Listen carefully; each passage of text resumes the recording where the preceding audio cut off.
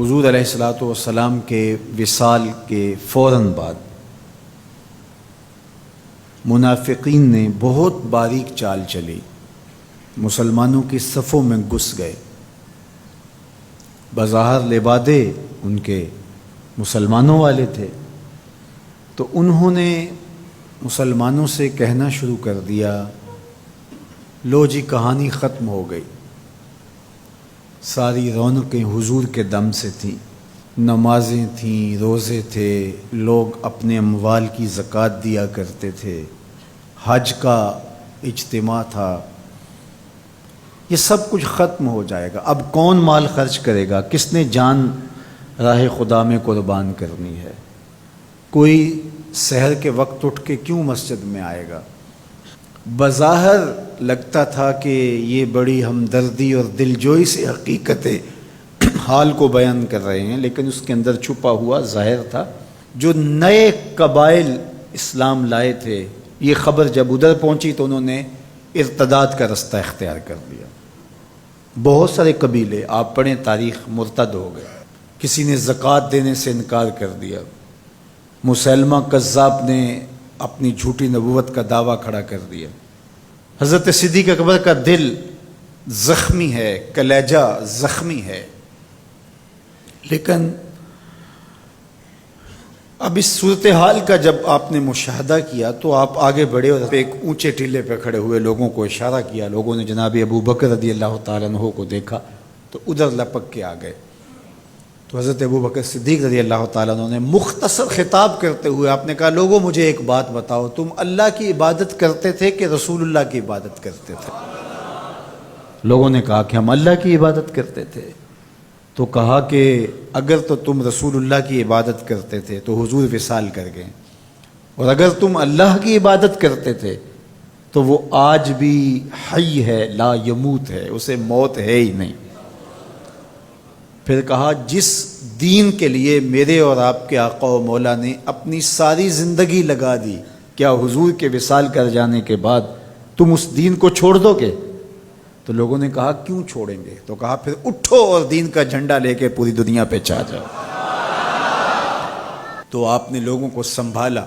تو حضرت عبداللہ ابن مسعود رضی اللہ تعالیٰ عنہ فرماتے ہیں کہ اگر حضرت ابو بکر رضی اللہ تعالیٰ عنہ کے ذریعے سے اللہ ہمارے اوپر احسان نہ کرتا تو ہم ہلاک ہو جاتے۔ اس امت کو بکھرنے سے بچایا ہے، شیرازہ متحد رکھا ہے، تو وہ ذات سیدنا صدیق اکبر رضی اللہ تعالیٰ عنہ۔ اور حضور یہ سارے اشارے دے کر گئے تھے۔ ایک خاتون آئی، کوئی کام تھا اس کو، اس نے کہا، تو حضور نے فرمایا پھر آنا۔ تو اس نے کہا کہ اگر میں پھر آؤں تو آپ نہ ہوں، اس کی مراد یہ تھی کہ آپ وصال کر گئے ہوں۔ تو آقا کریم علیہ السلام نے فرمایا، اگر میں نہ ہوا ابو بکر تو ہوں گے، میں نہ ہوا تو ابو بکر کے پاس آ جانا۔ اللہ اکبر۔ حضور نے حضرت ابو بکر رضی اللہ تعالیٰ عنہ کو اپنی زندگی میں مصلی پہ کھڑا کیا۔ ترمذی کے لفظ ہیں، حضور نے ارشاد فرمایا، لا ینبغی لقوم فیہم ابو بکر ان یؤمہم غیرہ، کسی قوم کے لیے مناسب ہی نہیں ہے کہ ابو بکر ان کے اندر رہتا ہو اور امامت کوئی اور کروائے۔ مروا ابا بکر فلیصلی بالناس، ابو بکر کو حکم دو کہ وہ لوگوں کو نماز پڑھائے۔ اور پھر مصلی پہ جا کے حضرت ابو بکر کھڑے ہوئے۔ 17 نمازیں حضور علیہ الصلوۃ والسلام کی حیات طیبہ کے اندر حضرت ابو بکر نے پڑھائی ہیں۔ اللہ اکبر۔ فرمایا، ما نفعنی مال احد قط ما نفعنی مال ابی بکر، مجھے کسی کے مال نے اتنا نفع نہیں دیا جتنا ابو بکر کے مال نے دیا۔ اللہ کے علاوہ اگر میں کسی کو خلیل بناتا تو ابو بکر کو بناتا، لیکن اللہ میرا خلیل ہے، جنہیں سیدہ کہول اہل الجنہ کہا گیا، جنت کے بوڑھوں کے سردار بنائے گئے۔ حضور نبی رحمت صلی اللہ علیہ وآلہ وسلم کی نیابت اور حضور علیہ الصلوۃ والسلام کی خلافت کا تاج ان کے سر پہ رکھا گیا، جن کی صحابیت کو میرے رب نے قرآن میں بیان فرمایا، اذ یقول لصاحبہ لا تحزن ان اللہ معنا۔ جب غار ثور میں حضور علیہ الصلوۃ والسلام سیدنا ابو بکر رضی اللہ تعالیٰ عنہ کی گود میں سر رکھ کے لیٹے ہوئے تھے، سانپ ایڑی پہ ڈنگ کے ڈنگ لگا رہا ہے اور آپ اپنی ٹانگ کو جنبش نہیں ہونے دیتے۔ آنکھوں کا حلقہ توڑ کے آنسو حضور کے رخسار پہ گرتے ہیں، اور آقا کریم بیدار ہوتے ہیں، اور بیدار ہو کے پوچھتے ہیں مالا کا یا ابا بکر، ابو بکر کیا ہوا؟ ادب کے اس قرینے کو جناب سیدنا صدیق اکبر نہیں بھولتے، کہتے ہیں فدا کا امی و ابی یا رسول اللہ، لو دیکھ تو حضور میری ماں بھی آپ کے قدموں پہ قربان جائے، میرا باپ بھی آپ کی راہوں پہ نچھاور، میرا قبیلہ میرا خاندان آپ کے قدموں پہ قربان، مجھے سانپ نے ڈس لیا ہے۔ تو محبت کا یہ اسلوب اور الفت کا یہ طریق آپ کو یہاں ملے گا کہ انداز الفت نہیں چھوڑتے۔ تو سانپ کا کام تو ڈسنا ہے، چاہے وہ غار میں ڈسے یا اسلام آباد میں بیٹھ کے ڈنگ لگائے، وہ تو ڈستا رہے گا، لیکن ابو بکر حضور کی محبت کے ترانے پڑھتا رہے گا۔ سیدنا صدیق اکبر کی سب سے بڑی آرزو جب پوچھی گئی تو وہ یہی تھی کہ آنکھیں میری ہوں، چہرہ حضور کا ہو، نہ چہرہ ہٹے نہ آنکھیں تھکیں، دیکھتا رہوں اور دیکھتا رہوں۔ اس واقعہ کی حکایت قرآن نے بیان کی ہے۔ اذ یقول لصاحبہ، صحابی کا ٹائٹل قرآن نے حضرت سیدنا صدیق اکبر کے نام کیا ہے، اس لیے حضرت سیدنا صدیق اکبر کی صحابیت کا انکار کفر ہے۔ جو حضرت صدیق اکبر کو کافر کہتا ہے وہ خود کافر ہے، اس لیے کہ ان کا ایمان، ان کا اسلام اور ان کی صحابیت قرآن کی قطعی نص سے ثابت ہے، اور ان لفظوں کے ساتھ ثابت ہے۔ اذ یقول لصاحبہ لا تحزن، کہا گھبرانے کی ضرورت نہیں، ان اللہ معنا، اللہ ہمارے ساتھ ہے، اللہ ہمارے ساتھ ہے۔ اور پھر کہا وَالثَّانِي اثْنَيْنِ اذْ هُمَا فِي الْغَارِ، دو میں سے دوسرا، اللہ اکبر، اللہ نے دو میں سے دوسرا کہا ہے۔ یہ شان ہے سیدنا صدیق اکبر کی، جو ثانیہ اثنین ہیں غار میں، اللہ اکبر۔ یار کہتے ہیں حضور کا سایہ نہیں تھا، لیکن جناب ابو بکر سائے کی طرح حضور کے ساتھ رہے، قبر کے بھی ساتھی، بدر کے بھی ساتھی، سفر کے بھی ساتھی، حضر کے بھی ساتھی۔ تو حضرت صدیق اکبر رضی اللہ تعالیٰ عنہ کی صحابیت قطعی نص سے ثابت ہے، اور سیدنا صدیق اکبر رضی اللہ تعالیٰ عنہ حضور علیہ الصلوۃ والسلام کے خسر ہیں، حضور کی بیٹی سیدہ عائشہ ام المومنین۔ حضرت سیدنا صدیق اکبر رضی اللہ تعالیٰ عنہ کا دایاں ہاتھ حضور نے اپنے ہاتھ میں پکڑا ہے، اور بایاں حضرت عمر کا ہاتھ پکڑا ہے، اور حضور ایسے مسجد نبی سے باہر نکل رہے ہیں، اور کوئی شخص داخل ہوا تو فرمایا قیامت کے دن ہم ایسے ہی اٹھائے جائیں گے، دائیں ہاتھ میں ابو بکر کا ہاتھ ہوگا، بائیں ہاتھ میں عمر کا ہاتھ ہوگا۔ اللہ اکبر، یہ ہیں حضرت ابو بکر رضی اللہ تعالیٰ۔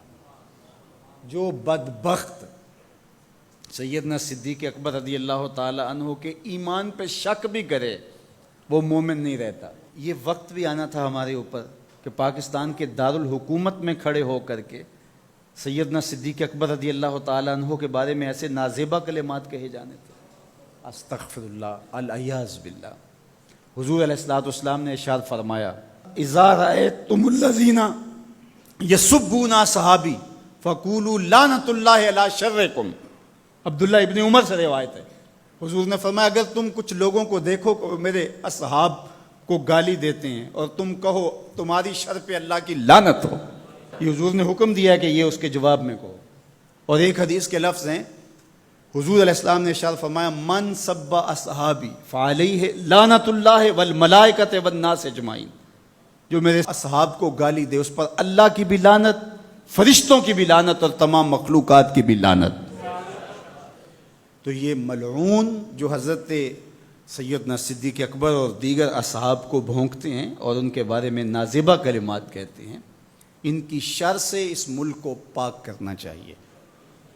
چنگاری جب بھڑکائی جاتی ہے تو پھر پورے شہر جل جاتے ہیں۔ 7-8 سال قبل کی کہانی ہمیں یاد ہے کہ کیا دردناک لمحات ہوتے تھے، روزانہ لاشیں اٹھانی پڑتی تھی، وہ ایسے ہی ناعاقبت اندیش لوگوں کی وجہ سے ہوا۔